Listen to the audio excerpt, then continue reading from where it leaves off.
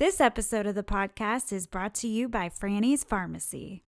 Now more than ever, it's important that our society focuses more on our mental and physical health. At Franny's Pharmacy, the team is committed to their community's need of being happy, healthy, and stress-free. Come learn how Franny's Pharmacy can assist you in a clean, professional environment with their expert bud tenders that are excited to educate you about the benefits of their lab-tested, DEA-certified CBD products. Franny's Pharmacy also offers wholesale and franchise opportunities. Visit their website at frannysPharmacy.com, and that's pharmacy with an F, and use the promo code CannaConnect10 for an exclusive Cannabinoid Connect discount. Again, that's Franny's Pharmacy with an F.com and use the promo code CannaConnect10 for an exclusive Cannabinoid Connect discount. Franny's Pharmacy, putting the farm back into pharmacy.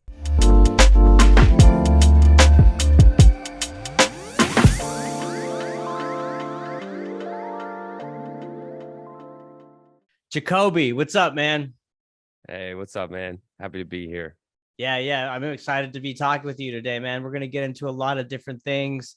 The theme, I think, around this conversation will be about democratizing information with the curated educational and networking experiences that On the Revel provides, which is just amazing.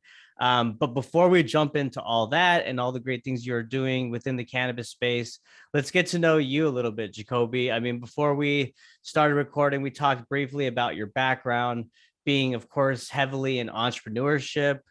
So tell us a little bit about, what led you to become an entrepreneur and your current job, which is really awesome, entrepreneur in residence with Accenture, man. Yeah, man. It was not intentional at all. I think there's like some people in high school early in their career aspire to be an entrepreneur. That didn't really occur to me. It's when I look back in retrospect, I realized like, oh, I was always kind of like life hacking, so I didn't have to pay for stuff, getting other people to like pay for, whether we were having parties so I could afford rent in college, to finessing different deals so that we could all like go on vacation together. I hadn't considered it as entrepreneurship, but as I've looked back, I see that's the case. You're scrappy. You were scrappy with it. And that is a trait for being an entrepreneur, right? I mean, you got to bootstrap and figure it out. Yeah. Yeah, definitely. My first entrance into it, when I realized I was doing it by design, was actually leaving the first cannabis company that I worked for. So I was working for a company called Mindful in Denver. Loved that experience. I was fresh out of college and I was the maintenance man. So my parents didn't care about the whole weed thing. It was like, dude, you just got an applied math degree. Why are you like painting the bathrooms? So, was it because you wanted to get into cannabis like immediately, or what? And you'll find any job you could out of college? Yeah, I guess really what it was that I was in Denver. I was fortunate to be kind of right at that horizon. And one of my good friends, his mother, Meg Sanders, was the CEO of the company. So she put us on. I didn't really want to get a big boy job yet. I figured I'd go get some corporate something. I don't know. Let me do this for a year. It's cool. It's fun. I'll deal with reality later. And I fell in love with it. Like, I was already a consumer.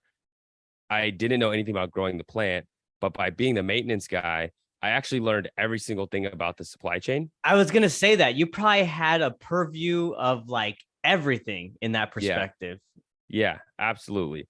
So I didn't even understand vegging or like what the moms were doing. Why are these big, huge plants over here, but didn't have any buds? So I had the 101 training, but it was rapid fire, learning about how we're curing the product, the trimmers, all the way up to like the seed to sale systems, how we're staying compliant. And then I eventually moved out of that because our president had gotten a new desk and I was literally putting it together in his office. And so he's just, BS and asking me about what I do and what I did before this. And he was like, dude, you have an applied math degree? Why are you building this table or this desk? And I was like, yeah. And honestly, if you're going to ask me, you're growing the wrong plants.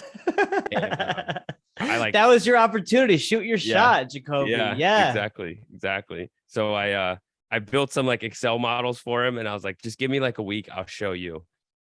And then I ended up going into the data side. That's some So Goodwill that's how I Hunting like grew up. shit, dude. Yeah. That's Yeah. awesome. So okay, so then were you promoted within that company, or did you jump ship and go somewhere else after you kind of got some experience there? Like what Yeah. was the So move? I'm very grateful for the people that, give us a shot in life. When you have that chance, you got to shoot. But so Tom Regan, who's the president at the time, he said, cool, I could split my time 50-50, half in the office, half in um the warehouse until we found someone that could replace me. And then I started doing that for the next year. I guess my job was basically just everything related to like data and tech that came through me. So we hacked together some systems like an early version of Airtable to connect all these platforms that they were using. There wasn't very robust software at the time, so that we're kind of connecting new things that are popping up. Like LeafLink just came to Denver when it was like my first year doing that, and I was smooth sailing. I kind of found a niche I was good at. I was enjoying it, and then everything changed. My uncle, who had been sick for many years, he had cancer for about 8 or 9 years at this point. I had, let's just say, magically been making sure he got his medicine from Colorado, Right. and it would appear to his house in New York. A And stork would bring it. Yeah. yeah, exactly. But that was his lifeline. Like that was what was it was the thing that made it so he could deal with his nausea. That was the biggest thing for him. Going through chemo, he just would be so nauseous he couldn't do anything. Sure. Yeah. He was an artist, he needed it. And that was no problem, right? Like, cool, you let us know. When he went into hospice, I told my boss, it was like on a Tuesday, I got the information. I said, I'm going to New York on Thursday. I don't know when or if I'll be back. I can work remotely. You could fire me. I could quit. I'll train whoever, but I'm leaving on Thursday to go take care of my uncle. And my boss said, yeah, do it remotely. No problem. You got it. So I went to New York. I took care of my uncle for like 3 months while I actually found I was more valuable to the company while I was doing that because I could do everything from the computer. Right. Our whole Less manufacturing team. distractions. Yeah. Yeah, exactly. And then while I was there, the whole manufacturing team quit. So I had to onboard new people to our like running the lab equipment from online, but I had a system where I could track what everybody was doing. So I was able to do that. And I realized at that point that I was extremely valuable and like it all clicked. And I was like, why am I Right. working for one company? So Consulting or whatever, right? Like could be the yeah, next jump. Yeah. Yeah. that was my first kind of foray into like intentional entrepreneurship. I realized, oh, I could do this for a lot of different companies. So I continued working with them as a client, but went and got other clients throughout the country. Continued to take care of my uncle. He passed away. And Sorry to then hear that. thanks, man. I appreciate that, but it was all the way it was supposed to be. Sure. So I was commuting from Lower Manhattan all the way up to the Bronx every day, spending the night there sometimes just because the commute wasn't even worth it. And I hated New York. I'll be honest. I was like, this sucks. Why do everybody talk about this place? I say that It's all the time. miserable. It's great to visit for like a weekend or like maybe a week, but to live there? Are you crazy? Like Well, what? hold on. The story changes. The story changes. I was so naive because I was in my bubble. Like I was there for a sole focus. Like I was just taking care of my uncle, not even like looking up. And it was the moment I came off of the plane back to Colorado, I was like, what the hell am I doing? I'm going back to New York, dude. Like, Well, there's one thing I will say is probably the pace and the energy, right? Like, I mean, obviously, and this is obvious with New York, the pace, the air, there's so many people there, right? They're walking, they don't have time for you, they're getting to their destination. But then, like, when you get to a state like Colorado or even like New Mexico in the Southwest, there's this calmness, there's this kind of quietness, even in the city of Denver, right? I mean, it's not mhm. the same. I mean, I'm sure that factored in, but obviously there was probably something else that you felt was missing. Yeah, at that time, I don't think I really understood what pulled me back, but it's literally as soon as I got off the plane back to Colorado, I was like, no, dude, I have to go back. And I really think it's just the energy. It's just like the people, the pace, of course, but really like the diversity, yes, of like ethnicity, but like of thought and of exposure, Yeah, right? Like right. just different things I would never stumble into in any other environment. And people that do things that I didn't even know were career paths. Like that just like expanded my brain, both my creativity, as well as just finding new ways to like run my business and like how to network. And so I don't know, man. I really think that like New York just developed me in a whole new way. Well, it was a smart move. I mean, you're a young guy, right? Like, and there was an opportunity for personal and human growth, like you said. I mean, you wouldn't get that anywhere else besides a city that's concentrated with tons of individuals from so many different backgrounds and so many different origins of thought that it makes for a great experience, especially if you're in the creative kind of space, especially entrepreneurship. So you get to New York Mm-hmm. and you know I don't want to jump ahead because I have specific questions about really how y'all have reversed engineered the whole event planning process through on the Revel, which is I think one component of your business. Yeah. But yeah, continue. I don't want to jump ahead. Cool. You want the long version? I'll give you the long version. So yeah, I actually had started consulting for many different companies at this point, and I realized I was bottlenecked by my time.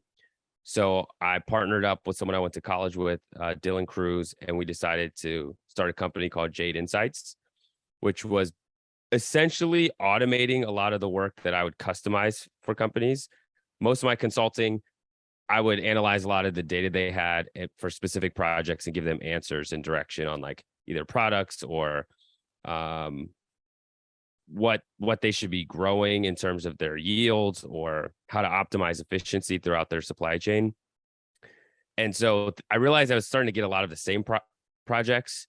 We started Jade as a tech platform and we connected to all these different platforms. So, LeafLink had an API, Metric had an API, FlowHub, all these POSs are starting to come online and they weren't all quite integrated smoothly yet. You had Weed Maps and Leafly's. So we were pulling it all in one place, creating dashboards, automated, and we were selling that as a software as a service. Lulu came into my life. She's my business partner at a Women Grow 420 event in New York. So I'm building my tech startup in isolation. I'm kind of in like the tech ecosystem in New York, working at a co-working space, whatever. I connect with Lulu and both of us shared the same sentiment. I was going to like the New York cannabis events, but they were like, quite frankly, wasting my time. I was just kind of like trying to get to know people.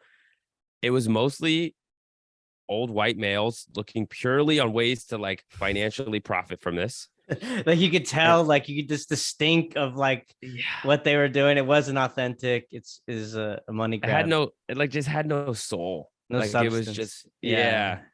So Lulu and I hit it off. Like we started complaining about that. And then she's a UX designer by trade. Oh, So perfect. she'd work for cannabis operations on the tech side. So like we started to connect, like speaking the same language. And I was like, I haven't met anybody like you in the past year or two. And we decided to launch something called the Cannabis Tech Group. This was supposed to be like a meetup. And, we'd bring in 100 people just to chat. We'll bring a couple beers. I think Lulu and I both put $500 in to kind of see what would happen. And we killed it. Hell yeah. There's a woman that came up to me crying and said, she's actually a pretty well-known lawyer out here in New York. Now that I know this now, she came up and said, this is what New York needed.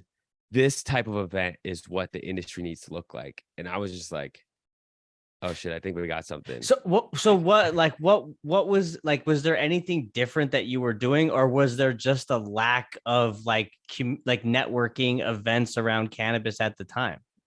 Yeah, there was plenty of events, right?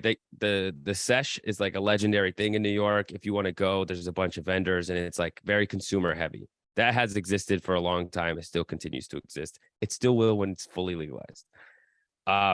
Then there was a handful of meetup groups, maybe have like a one-on-one interview or a panel, some things like that. we just felt that it wasn't representative of the people that we want to see on stage. I was like, bro, there's so many very smart Black and brown people and women that should be talking on stage.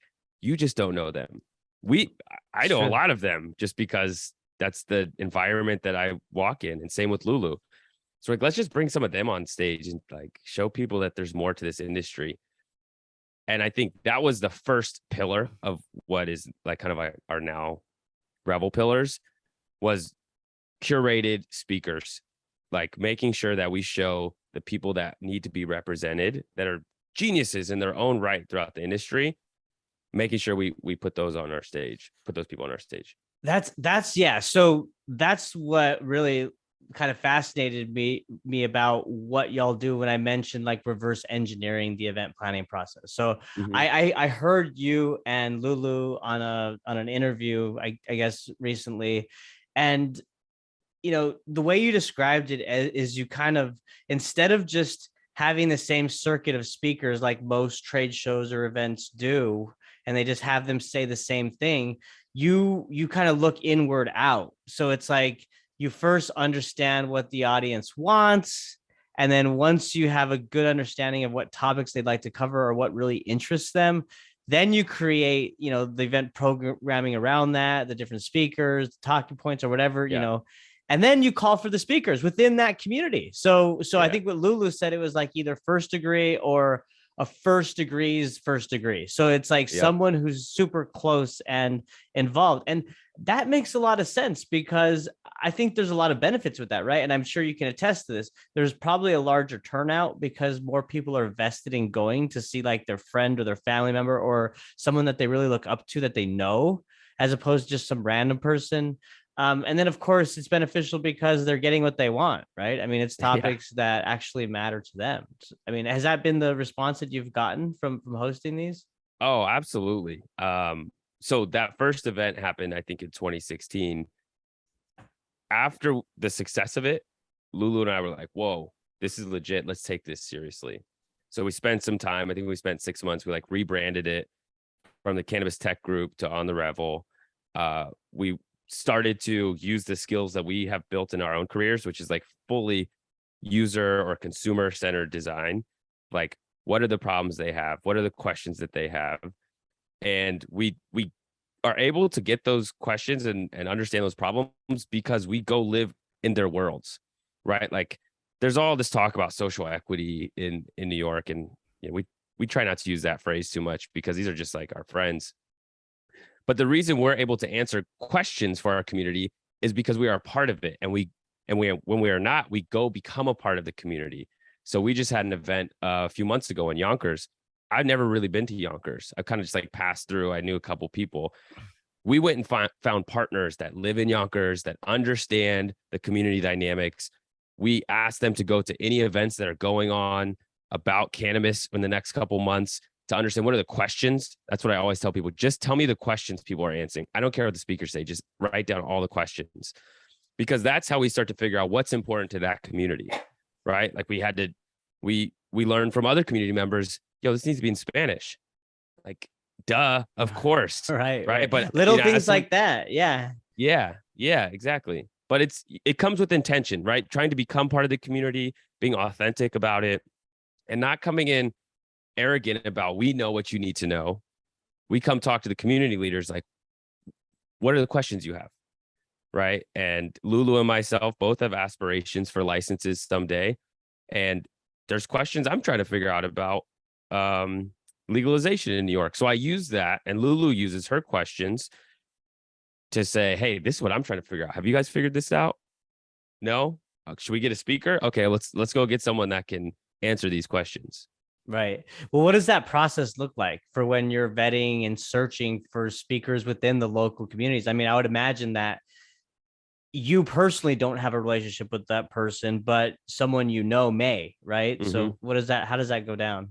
Yeah, to be clear, not all of our speakers are directly from the community, but we try to make sure that it's balanced with people that like directly live there or are directly involved with whether local politics or whatever state agencies. Like they To have be honest, somewhat of a pulse, right, on like yeah, what's happening. Yeah. yeah, exactly. So to be honest, it's hard. It takes a lot more work. Like we could just post it on our Instagram or in our newsletter, say, hey, apply to be a speaker. And trust me, plenty of people email us to say, hey, just in case you need a speaker, I'm here. And I'm like, cool, I'll put you on the spreadsheet, but like it has to be the right time. You have to be relevant to our community or wherever we're going at that time. And what normally happens is we'll write out the 5 to 10 topics we think people want to know about. We'll go validate those with kind of like key members of the community. And then we'll put together a list of people we think could speak to that. We might not know them by name, but we know them by role. Is there someone that does something like this that could answer the question? Right. And then we work with our community partners. Right now we have one coming up in Bed-Stuy, August 28th. I don't know if this will air before or after that, but we have people on our team that live in Bed-Stuy. They've been there for 20 plus years, and they have their immediate friends that are in that community have been there for a long time.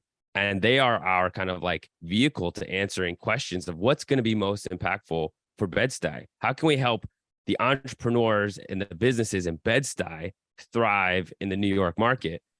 And when we go in with that open mind, they tell us, the community tells you what they need. And we just do our best to be stewards of that. Yeah. I mean, and there's such an active audience within cannabis right now. I mean, there's so many like states that have just come online. So there's like canna curious consumers, like, what does this do? What is this product? Or what's the legality of this? Can I grow plants? Can I not? Right. And then and then on the other side of that, the states are the municipalities that haven't legalized, right? So there's questions about like, well, what about hemp, or what about the potential of cannabis in our community? And I would imagine that there's like a pattern also of questions that you kind of get. Is there anything kind of that you want to call out that frequently comes up that people are interested in from these events? What can I do with all my legacy cash? Like, how are we going to bank? Right. Is this even worth it for me? I think that question isn't asked explicitly, but a lot of times that's what people are asking that are from the legacy market. They look at California and say, I probably would have been better just staying low key, let it shake out, because now there's, the growers on the underground market in California, like pumping all of their weed to New York. Yeah. Right. I mean, so they're a main competitor of the legal market there. Yeah. Absolutely. Absolutely. So I always tell people, you got to do what's right for yourself and for your family. Like, I'm not here to tell you should go legit, but you should know all the information so that you can make that decision. Other ones are banking. Is bank, how are we going to do the banking? There's a chicken and egg game with real estate in every market. And that's always tough. Like, should I get my real estate now so you have it and you're ready to go? You don't have to wait. Or do you let the regs come out? You put in an application. I think they're not going to require real estate in the application. But then you're like slowed down. Now you got to go hunt for that real estate. Right. And a lot of times people will gouge you on the prices once they know that you're in kind of like this green zone. So that's a tough one, that chicken or the egg that always comes up. And then of course the New York market is progressing like before our eyes. Right. So there's updates. We do our events every quarter. There's like major milestones that happen in between each one. And so there's a lot to like cover. So right now there's they're calling it the card licenses for those first 100, 150 retail dispensaries. It's a hot topic, obviously, Yeah.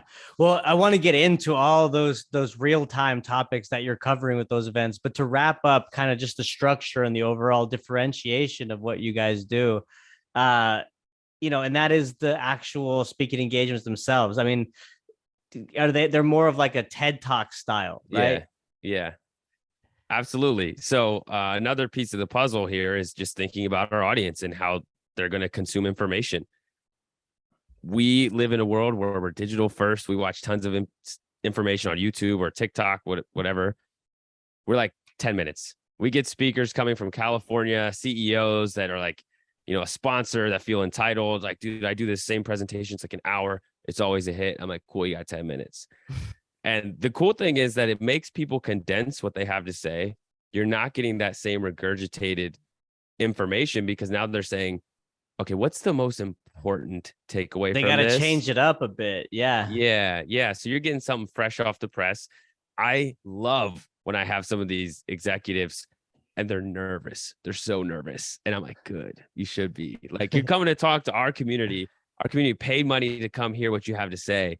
Like, you should come put your best foot forward and make sure we get the game that we need, you know? Well, I mean, yeah, anybody who doesn't get nervous, I think for speaking engagement, that's kind of weird because that's kind of a natural human thing. I mean, the way you harness the energy, the nervousness is how you perform, right? You can either let it make you cave or you can do great things with it. But I agree with you. Yes, you should be nervous, and especially if it's a paid gig where, it shouldn't be so cushy, right? I mean, you should Right. put your best foot forward. Yeah, I totally agree with you. Um, Yeah. well, that's awesome, man. Well, let's shift gears and talk about, some of the specific topics that are covered within these TED Talk style like events. It's Okay. specifically happening in New York cannabis. So, you mentioned the cards, the 100 cards. I mean, tell us about that and some of the other newsworthy things that are happening in the market. Okay. So the basics are that New York is legalizing, and it's kind of um, staggering the license rollout. I think Jesse was already on your podcast, probably explained a little bit about it, but He was, yeah. yeah, Jesse's solid. I listened to He's the some of that. man, It's dude. I yeah, mean, I really enjoy talking. For those listening or watching, Jesse Campo Amor, he literally was on the front lines negotiating the MRTA in New York. It's a great conversation. So if you want the nitty gritty of that and the details of the policies, listen to that one. But I mean, obviously, Jacobi, you've got experts talking about this from all different angles. So yeah, man. So these licenses are rolling out. They focused on New York-based hemp farmers first, which is really awesome. There's like a little bit over 200 that have already been awarded. They're currently cultivating, and that's going to be the product on the shelves in the first dispensaries. So the card licenses are prioritizing. Actually, it's a requirement that people have a marijuana related conviction, and also I should say cannabis, but then also 2 years of a history of a successful business or profitable business. So that's been up for debate quite a bit. A lot of for people have been sure, yeah, kind of it's like bugging out on that one. like Jesse and I talked about that, right? I mean, I think you can agree. Running a business is tough. Running a business in cannabis is super tough. 2 years operating is not easy in any business. I mean, 95% of businesses fail in the first year, I think. I don't know if that stats changed, but Yeah, I could see why people would kind of go, what is that all about? Right. Yeah. which perfect example of how we do our programming. This was maybe 3 or 4 months ago. A question, a question everybody's asking, like, are you kidding me? What's going on? So we got Chris Alexander, the executive director of the program, to come speak to our community and explain what's going on. So at our Yonkers event, we had Chris, and he had a very fair statement, which is true. He still needs to make this program successful, which means he needs to bring in tax dollars. So he wants to make sure that these first 100 or so licenses are successful. And the way that I've rationalized and kind of like learned the way that I think the OCM is thinking about this is just a pilot, right? They want to make sure these astronauts are set up for success. Like Richard Branson went up to space. That man would not have passed any of those tests that they had to, like in the 60s and 70s. In 60s and 70s, you're choosing like the strongest, fittest people to go up there because you're like, I don't know what's going to happen, and you better be ready for anything, right? They got to be Right. smart. They got to be, healthy. So I think that's the idea here. But ultimately, the industry is going to stay, and they want to continue to prioritize other people that, quite frankly, deserve to win back some of this revenue from the industry. Right. And I think that it's a positive first step. It excludes a lot of people, but it's not ultimately going to exclude all of those people. Well, the way you put it that way, I mean, that makes sense because, and I got to go back and kind of remember what Jesse said, but I didn't know if this was, and I think you've clarified it's a short-term thing. It's like a pilot, right? So you want to get the first 100 in, kind of get that low-hanging fruit, that win to showcase, hey, this works, then roll it out more broadly. So if that's a short-term initiative that they're trying to implement, I could see their reasoning and their rationale for it.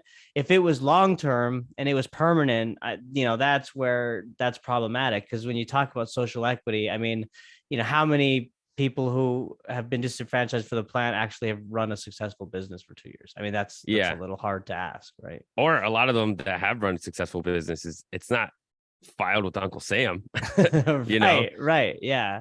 So yeah, I think those businesses, I don't want to say those businesses are temporary. I hope that they continue. Oh yeah, that infinity. pilot would be permanent, but I mean after the pilot, right? Yeah. They're definitely going to open this up to other applicants, people that don't have successful business track records.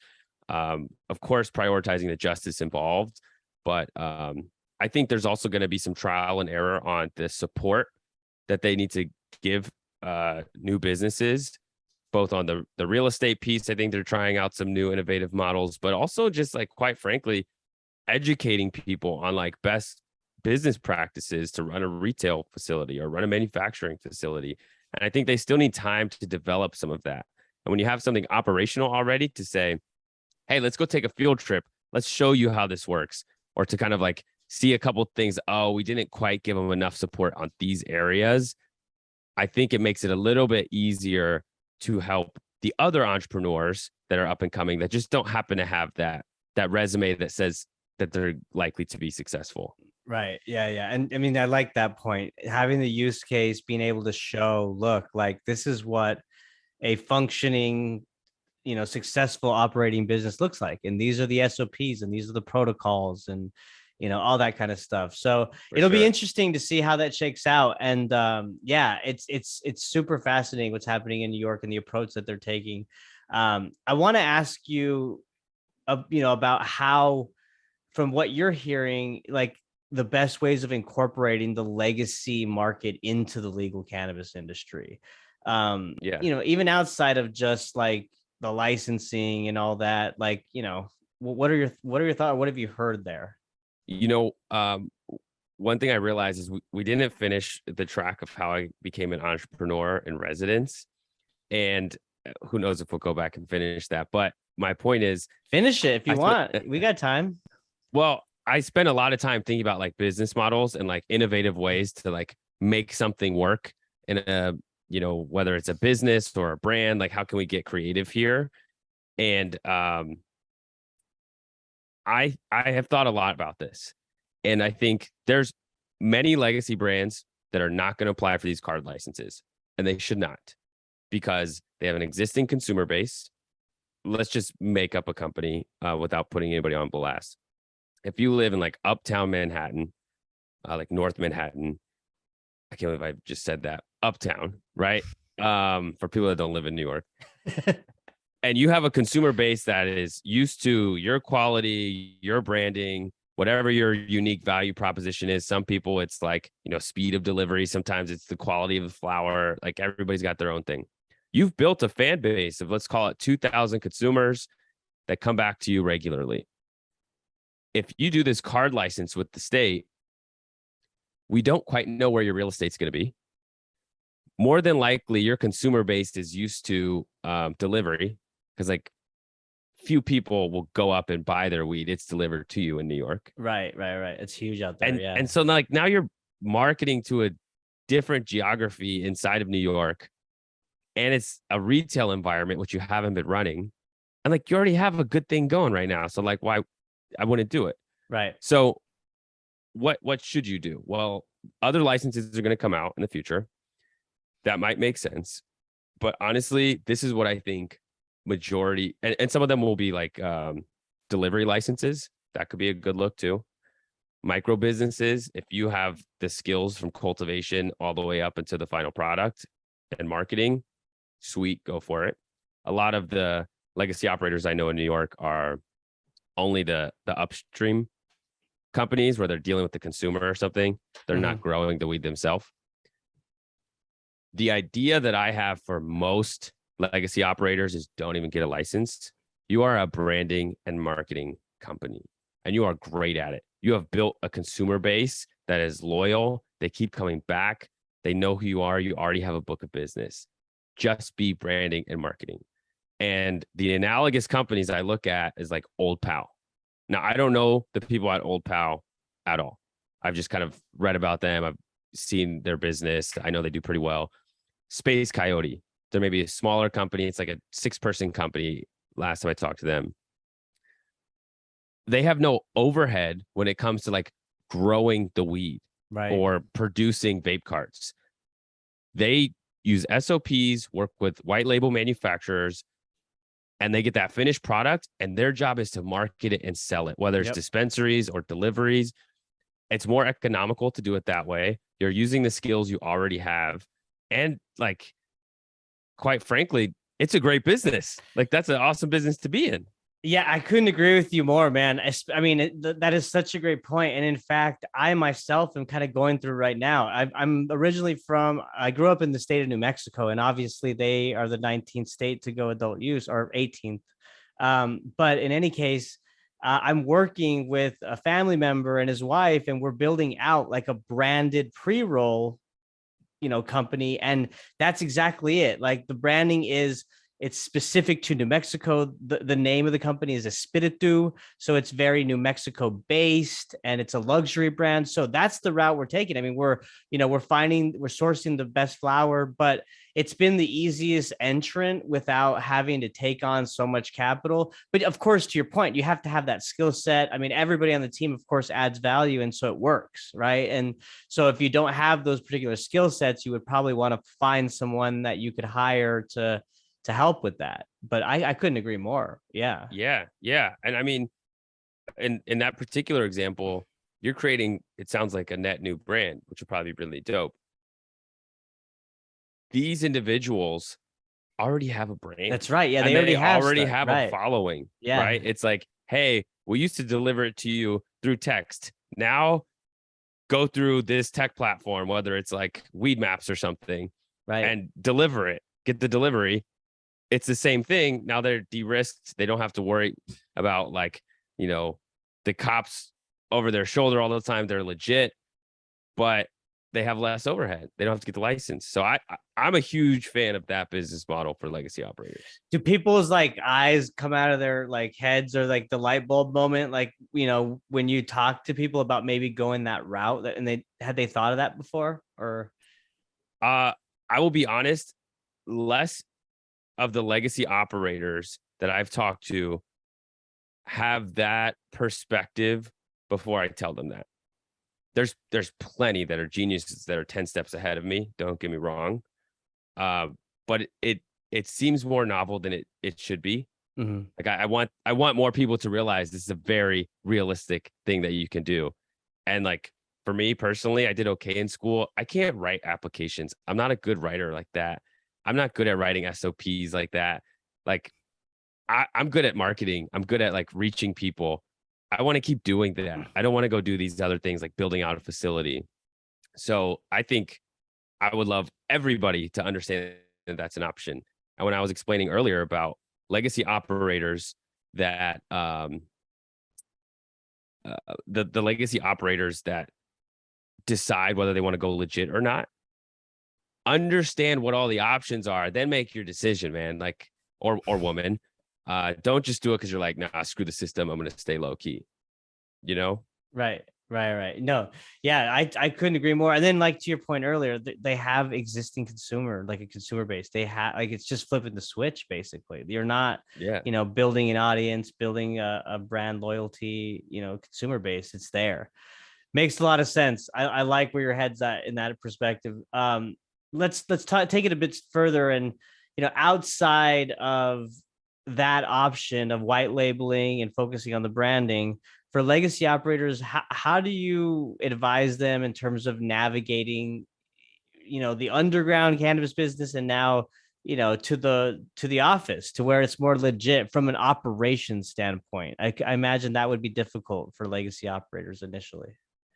Yeah. So my short-term advice is to shut up. There's Shut a up and lot of listen. people. No, not necessarily to me, but like there's a lot of groups that are being super loud about being legacy operators and that they're existing in the market today. And you're really just like probing the OCM to do something, right? They're trying to be graceful and like let you figure stuff out, but being loud and like, yep, we're still operating.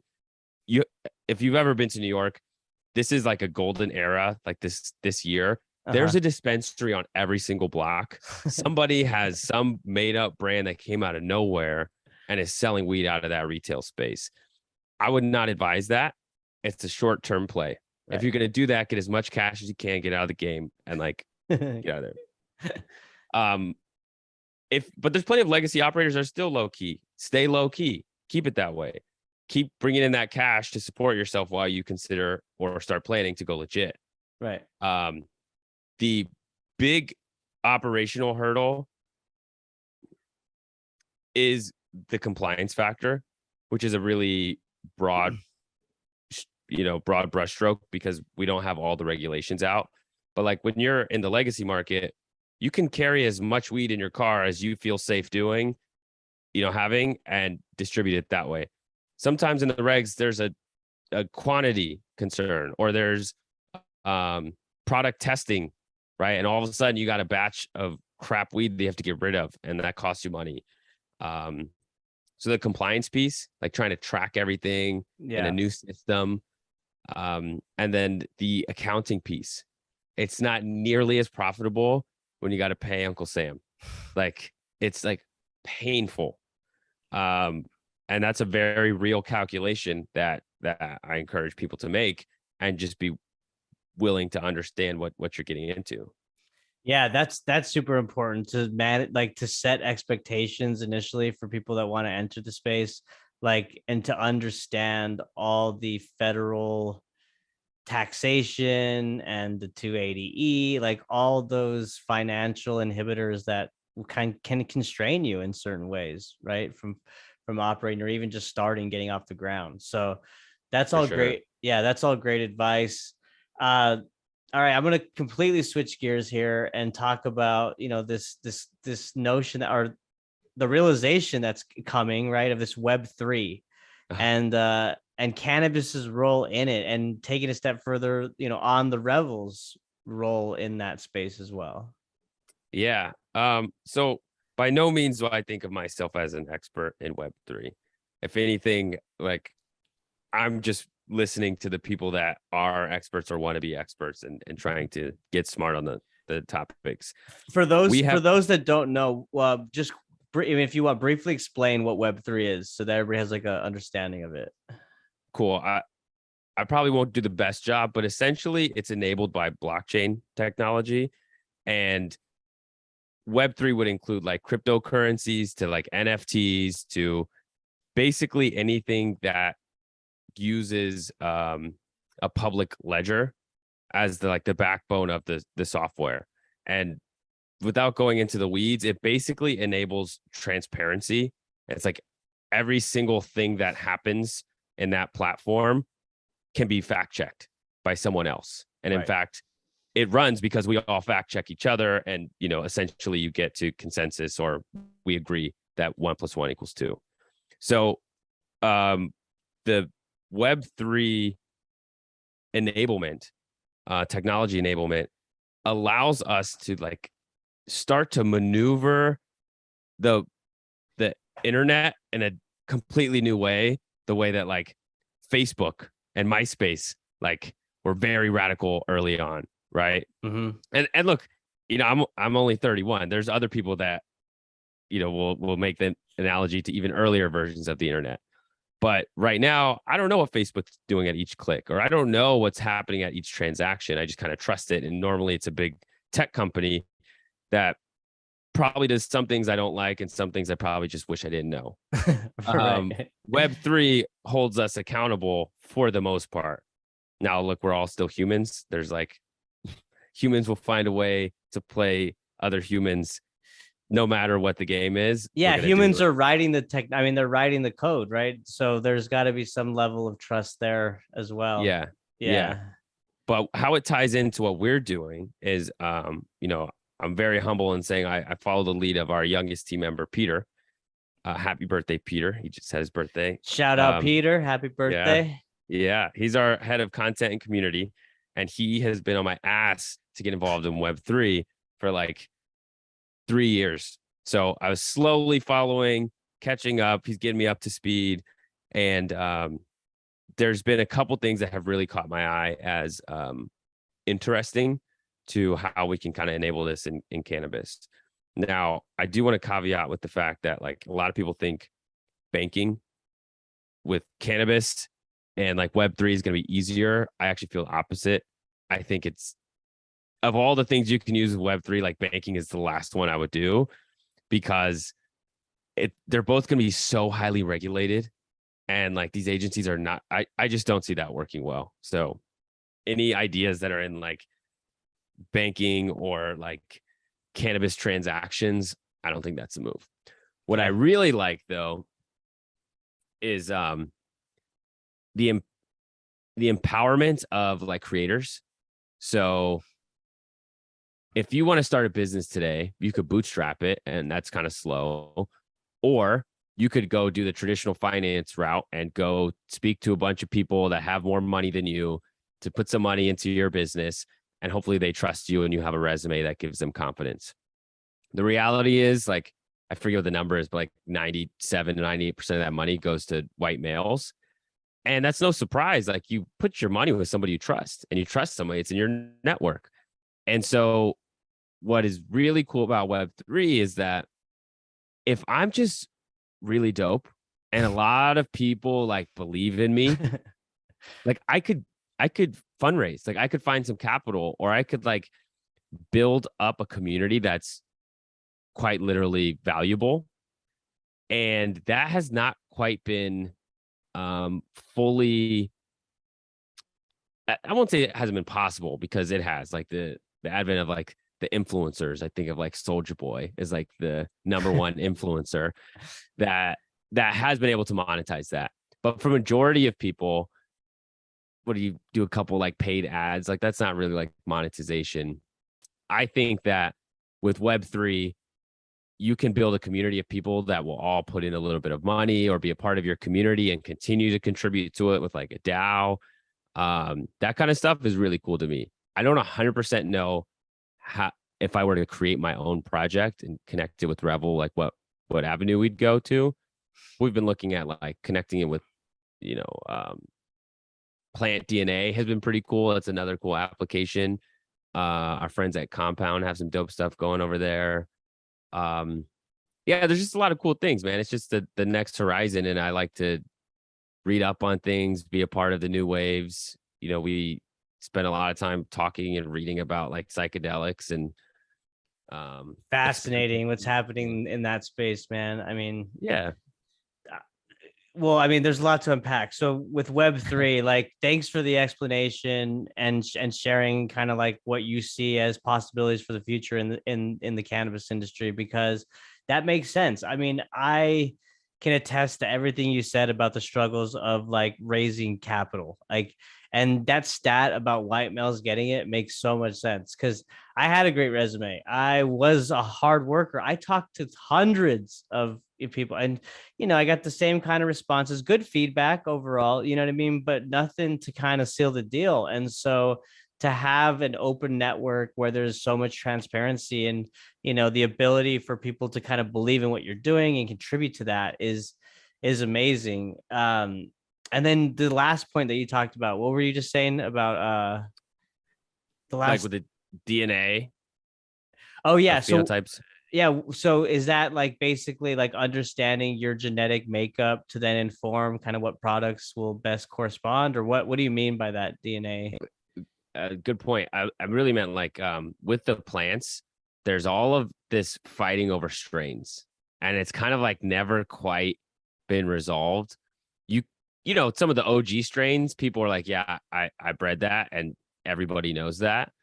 But then there's plenty of different phenotypes that come off of that Right. plant that's slightly altered, and like how do you trace it back? Like, who owns it?